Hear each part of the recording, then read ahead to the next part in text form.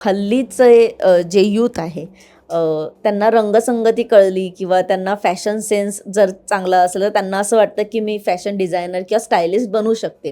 हे एक मिथ आहे की आता जे Instagramवर खूप रील व्हायरल होतात, खूप कंटेंट क्रिएटर आलेत की ही ब्लॅक जीन्स तुम्ही या 5 शर्टसोबत स्टाईल करू शकता आणि त्यांना मिलियन्स ऑफ मिलियन व्ह्यूज आहेत आणि लोकं त्यांना फॉलो करतात, त्यांचे रील सेव्ह करून ठेवतात, फॉरवर्ड करतात. पण हा अभ्यास किती महत्त्वाचा आहे हे जेव्हा आता जी एखादी पिढी किंवा एखादा जरी एक विद्यार्थी हा इंटरव्ह्यू बघत असेल तर त्याला काय सांगाल की जेव्हा फॅशन डिझायनिंगमध्ये उतरायचं असेल तर ही कामं करायची तयारी ठेवायची? सगळी कामं करायची सवय. एकतर म्हणजे कॉस्ट्युम डिझायनर आहे, तर मी कॉस्ट्युम डिझायनर आहे म्हणून सेटवर चप्पल पडली आहे, तर ती मी उचलायची नाही असं नाही. म्हणजे ड्रेस दादा या चप्पल उचला असं नाही. मी उचलते आणि घेऊन जाते. तो आपल्या कामाचा भाग आहे. एरवी तुम्ही पर्सनल त्यांना बूट नका घालू, चप्पल नका घालू.